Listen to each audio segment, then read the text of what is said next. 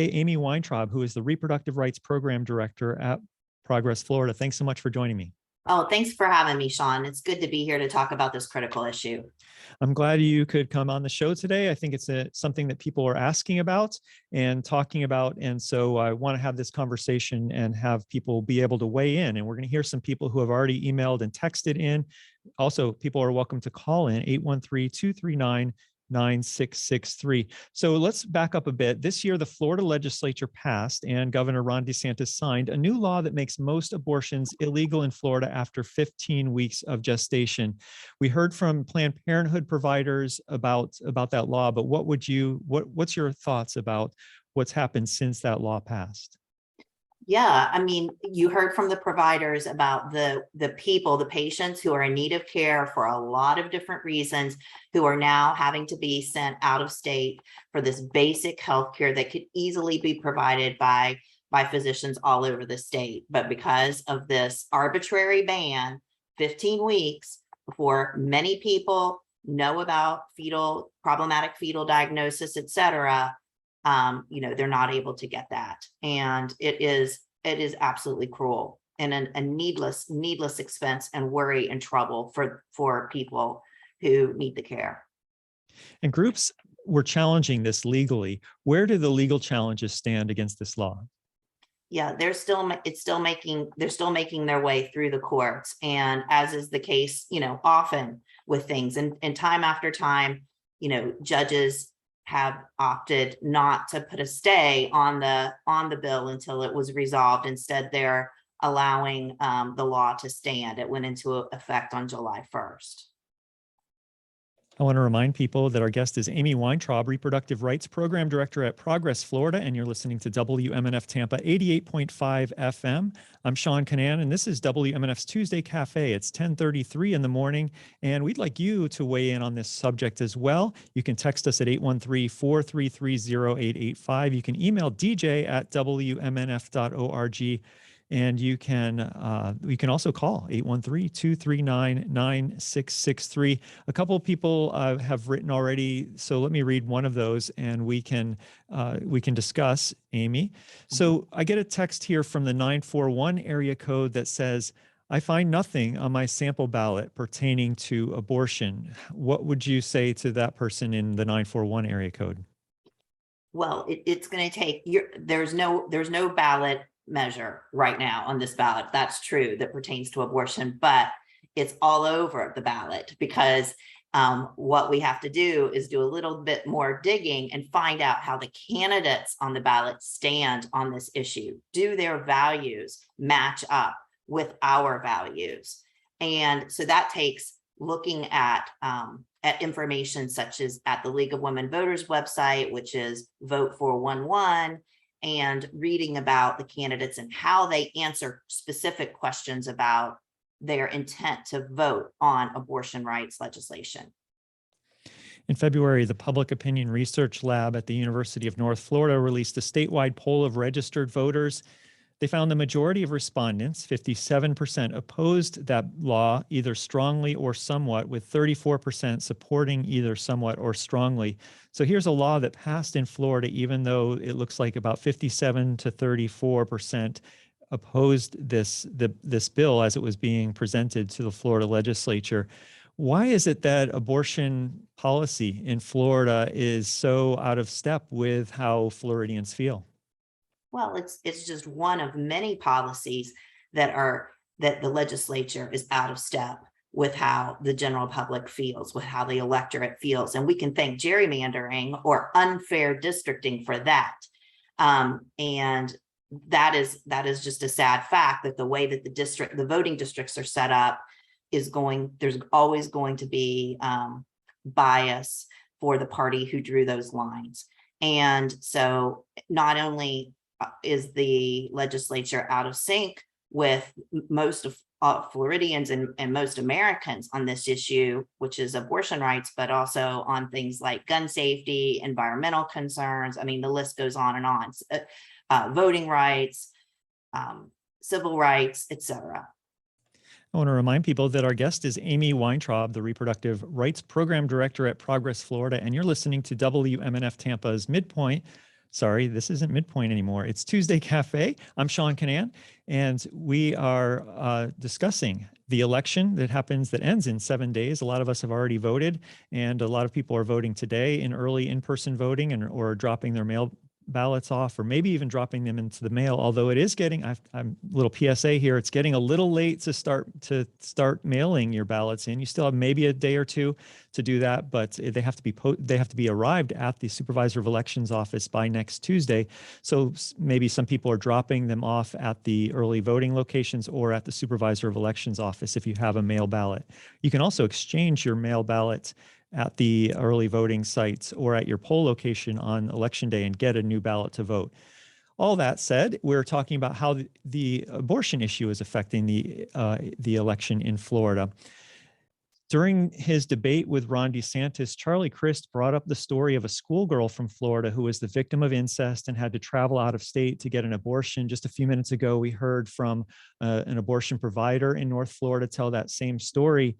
What do we know about the story of I almost said woman, but she's, I think, 15 years old, who had to travel out of Florida because it was too late for her to get an abortion in Florida? Well, what we know is that the network that Planned Parenthood has set up of relationships with providers and abortion funds across the country can work if the person gets to the right health care provider. And independent abortion providers also are doing a bang up job of making sure that their patients get the care that they need. And this young person's situation is dire, and thank goodness she was able to get to get to the local provider who got her to the out-of-state provider. And I'm sure that there was funding assistance too.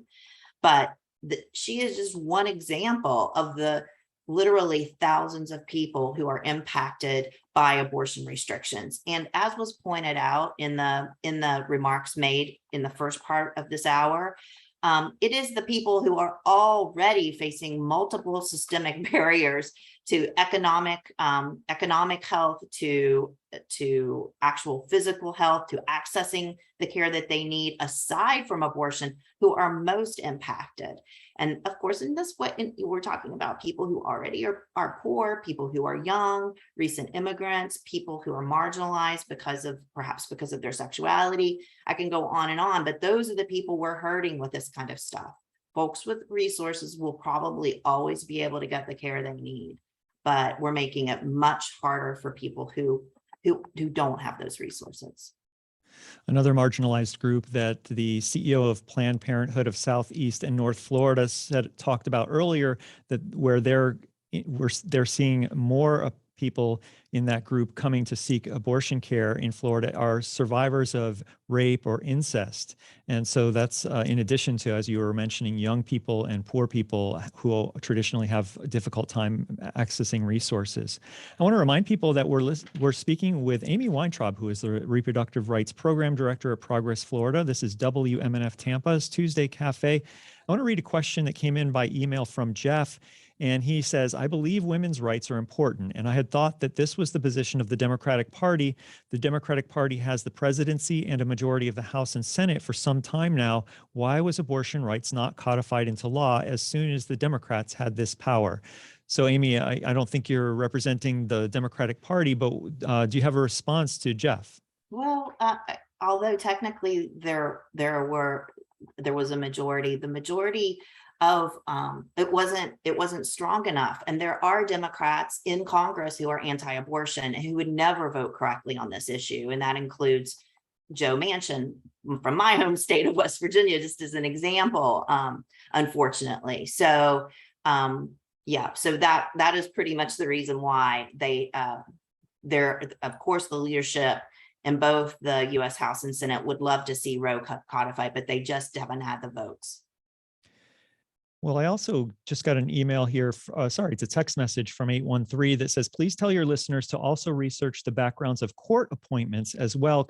And this person posits that currently there are only 2 that should be maintained. And I want to point people to the direction of WMNF.org, where Janet and Tom Scherberger have done 2 excellent articles on WMNF.org about whether or not Supreme Court justices in Florida should be retained that are on the ballot this year. So you can go to WMNF.org and search for Supreme Court, for example, and you'll find those two articles that were done by the hosts of our next program, which is Wave Makers with Janet and Tom Scherberger. So please, I encourage people to read those articles and to listen to those stories. But so let me ask Amy that. Amy, what would you say about the researching the background of court appointments? I cannot overstate how much courts matter in, in policy and around this issue specifically, but many, many others as well. And so who is sitting on the bench at all levels of court makes such a difference in our actual lived experience. And absolutely getting information that you need to make an informed decision, to be ready to vote, to make sure that those people who are on the court line up with your core values is critical. And I have seen slates offered by the parties around Tampa Bay that offer advice on those retention votes. And earlier you mentioned the Vote 411 site from the League of Women Voters. Does that site, the League of Women Voters of Florida, does that have good information about judicial appointments? It does have information. The judicial, the folks up for reinstatement have answered some of them have answered questions. And so there is some information to be found on those judicial appointments at Vote 411. Our guest is Amy Weintraub, the Reproductive Rights Program Director at Progress Florida. It is 10:42 in the morning, and you're listening to WMNF's Tuesday Cafe. I'm Seán Kinane on 88.5 FM and on the WMNF app. So if Governor Ron DeSantis is reelected, and if the Florida legislature stays slanted toward Republicans as it's expected to do, what do we know about their future plans for further restricting abortion in Florida? There's a lot of talk right now that it is higher on the agenda than we could have hoped of a second DeSantis term. And I mean, there's even there are people saying that it could be part of a special session in the fall. And Ron DeSantis is an extreme anti-abortion governor, and not only will he sign anything the legislature passes, but he will push them to restrict abortion as much as possible. And so it is a very, very serious situation. And I really, really hope voters will keep that in mind as they not only as they vote, but as they talk to their friends and neighbors and children and grandchildren about the importance of voting, and making sure that those of us who care about reproductive freedom and our abilities to determine our own life's path are reflected. I want to continue to read a couple of the emails that have come in, but I want to remind people that you can call 813-239-9663 if you'd like to tell us your thoughts about this issue and voting. You can also email dj@wmnf.org. You can also text 813-433-0885. Please sign your name if you are willing to sign your name when you text us. And I am reading this email here from David. He says, I'd like to know how many of these politicians have had secret abortions for their girlfriends or for female candidates for themselves. I think they're a bunch of hypocrites. And David continues, he says, although I don't like Herschel Walker and I hope he doesn't win in Georgia, I do find it interesting that he's being targeted for ordering secret abortions for his girlfriends. But why don't white politicians get targeted for this too? David concludes by saying, I think it's more of an issue in the media for Walker because he's Black. And so David would like to know what you think about all of those issues. I totally understand where you're coming from, David. And it is an interesting situation. And I do think that more people need to be called out when they are being hypocritical about the policies they pass versus their own lives and the choices that they personally make. We see it all the time, don't we? And it is unfortunate that that the Republican Party in Georgia has found a candidate who's Black, but yet has clearly made a lot of bad decisions, and is easy for folks to target, for the media to target, et cetera. I do know that everyone needs access to abortion care, no matter what no matter what their political party is. And, we hear tales all the time of people who are actually anti-abortion activists, like out in front of clinics, protesting and harassing patients. And then suddenly one day they themselves need access to abortion care. And so, yeah, these judgmental, shaming people who do all sorts of things to stigmatize people's access to care. I mean, they need that care too. Republicans need abortions, Democrats need abortions, people with no party affiliation need abortions, for sure. Our guest is Amy Weintraub, the Reproductive Rights Program Director at Progress, Florida. I'm going to play another short clip from that Planned Parenthood press conference that we heard from earlier. This is Ina McDonald again. She's the Planned Parenthood. We're going to hear again from Dr. Shelley Tien. She's an OBGYN and an abortion provider at Planned Parenthood of South, East, and North Florida. She's responding here to in this quick response, she has a response to a question about the impact that abortion bans are having in Florida and across the Southeast after the Dobbs decision by the U.S. Supreme Court. So here's Dr. Shelley Tien from Planned Parenthood. Absolutely. Not just in Florida, but in any state, rural areas can be very much medically underserved, especially with OB, especially with pregnancy. And so in areas where there aren't enough physicians or healthcare providers or even healthcare centers, a lot of patients may get delayed just even to see a physician. That can lead to delays in diagnosis specific to pregnancy and pregnancy complications that can arise, either maternal health complications or fetal health complications.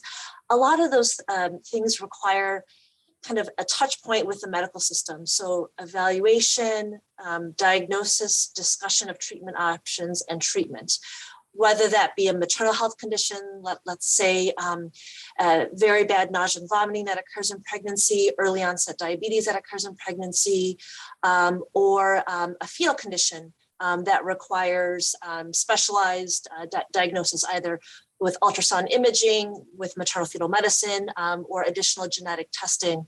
And so in these areas, you not only have limitations of primary care providers, OBs, family medicine, other healthcare providers for pregnant women, but also fewer specialized health centers. So all these things kind of compound and add to women who are already living in medically underserved areas, getting delays to care, getting delays to diagnoses of complexities of pregnancy, and then getting delays to adequate treatment of that.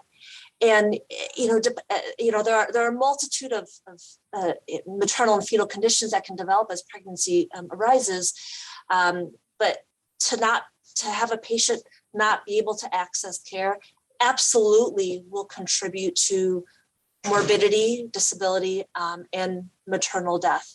And I can talk about maternal health consequences, and unfortunately, the rise in maternal mortality for hours. But absolutely, we see that areas that are medically underserved, rural areas, women are more likely to die in pregnancy, and specifically Black women are nearly 3 times more likely to die than white women in pregnancy, and that is very much a reflection of historical medical racism that has permeated our society.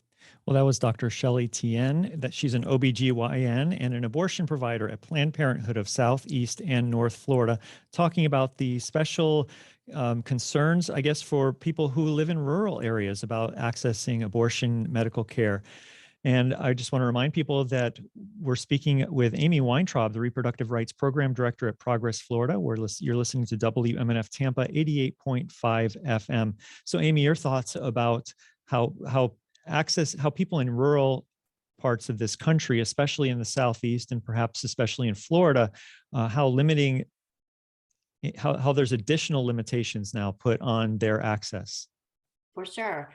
60% of Florida counties don't have any physicians who are willing to provide abortion, 60%. So that means that those folks, and they are all rural counties, or, not in metropolitan centers, those folks have to travel to a big city in Florida to get the care they need for the most part. And in addition to just the abortion providers, as Dr. Tian was mentioning, there's all the other things that one has to attend to in order to get to the place where they know they have a healthy pregnancy or not. And way too often, it's women who live in the countryside who are unable to get to make those appointments, to know soon enough in a pregnancy that, that something needs to happen. And not only is it just lack of providers, it's also, and when we talk about systemic problems, we're talking about system problems, right? So problems with transportation. There is no public transportation to get from a rural area of Florida into somewhere like Tampa to get higher level medical attention. We're also talking about lack of childcare systems. Someone who has to come to Tampa and school's out at 2:30 in their county, they got to be home. There's no, maybe there's no after school county in the small town no after school care in the small town that they live in. Maybe there's no overnight care if they have to spend the night, because now, as of this spring, folks have to see an abortion provider not just once, but they have to have 2 appointments, and there must be at least 24 hours in between them. So, it's all of these pressures that multiply on people who don't live in metropolitan centers.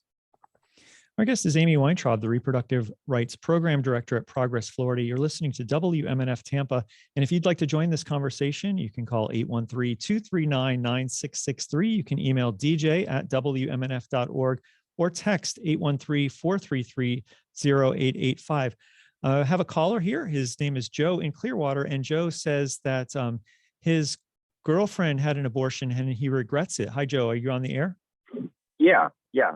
My first girlfriend, after high school, I got her pregnant, and she got pregnant. Okay, so her parents tried to talk her into having an abortion, and I was flipped out about it. I told her, I said, no, and if you do that, you never see me again. So anyway, to make a long story short, she had our son.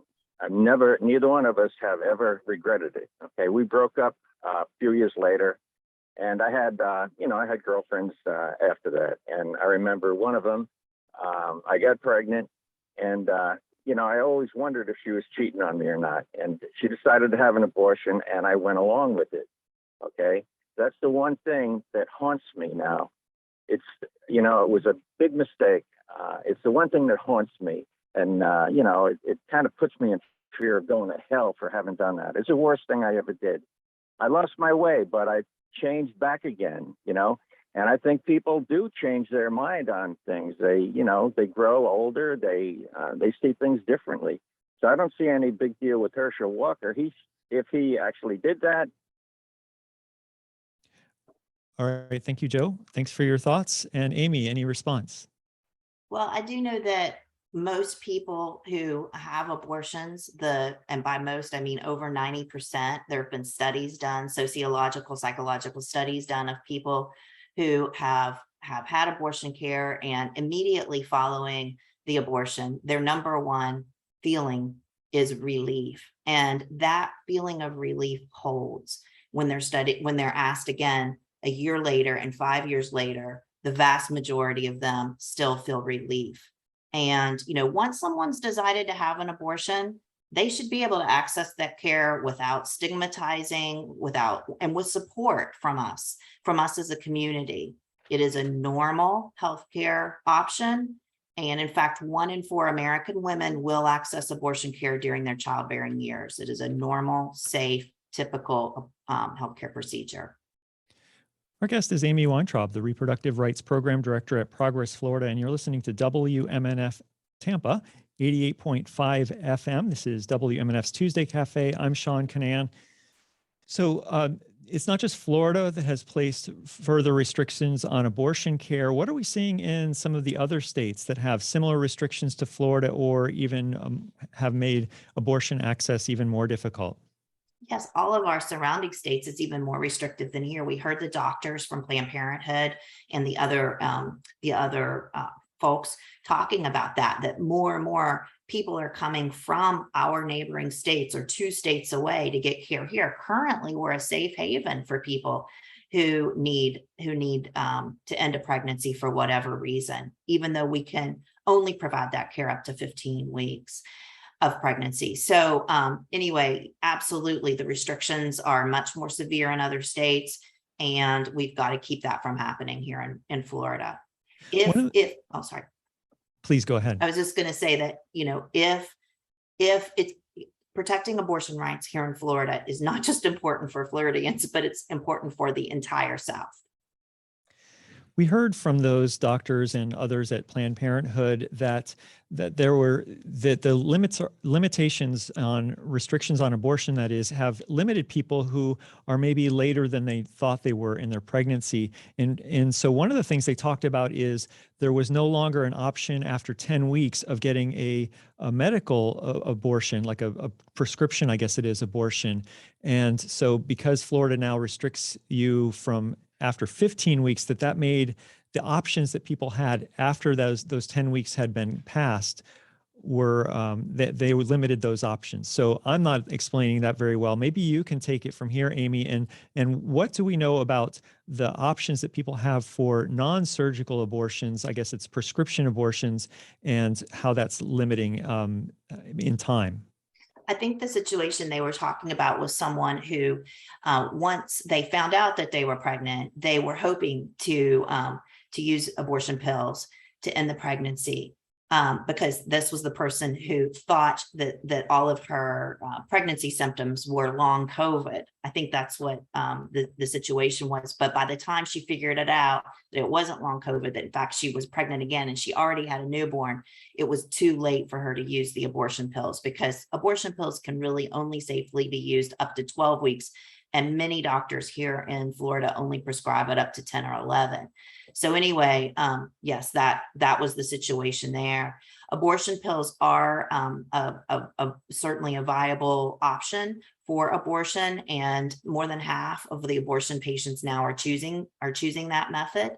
And interestingly, because of restrictions and because of costs, more and more Americans are using creative approaches to access these pills, including obtaining them through international medical practices and vendors.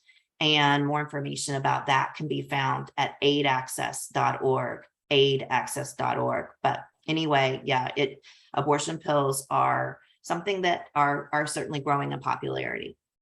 And we have maybe time for a very quick call from Barbara in Tampa. Hi, Barbara. You'd like to respond to the gentleman from Clearwater. Hi, good morning. I'd just like to say that he's not the one that would have had to carry the child and birth it. And then if he was so interested in having control over the situation, he should have worn a condom, because, ultimately he's not carrying the child and he's not doing anything to prevent the pregnancy that I'm aware of. He's just looking back and saying, oh, woe is me. But I think all women should use condoms always. Do not get yourself a chance to get pregnant, because now things are so unfair and so biased, and these people that say they want to keep children alive don't want to pay for education or health care or help families. So just please do what you can not to get pregnant. Carry condoms. Thank you. Barbara, thank you so much for that call. I really appreciate it. And as we wrap up, Amy, I would just want to thank you for coming back on WMNF's Tuesday Cafe. Always a pleasure, Sean. Thanks for having me. I'm really glad you could join us. Amy Weintraub is Reproductive Rights Program Director at Progress Florida. And if you missed any of this interview, you can watch it beginning this afternoon. It'll be on WMNF.org. I want to thank our phone screener, John Dung. You've been listening to Tuesday Cafe. I'm Seán Kinane. Next week is Election Day, and we'll talk to local supervisors of elections to find out about turnout and whether there have been any troubles at the polls. And certainly if you notice anything fishy at your polling location, give us a call during my show or anytime throughout the day. or you can email me. It's Sean@WMNF.org, SEAN. And if you like the programming on 88.5 FM, please consider donating to WMNF.org. Thank you to everyone who's already a member. In this time slot tomorrow, Shelley will host Midpoint. Next up is Wavemakers with Janet and Tom Scherberger. They'll talk about the election with political consultant Maya Brown. Thanks so much for listening to WMNF Tampa, St. Petersburg, Sarasota, and Lakeland.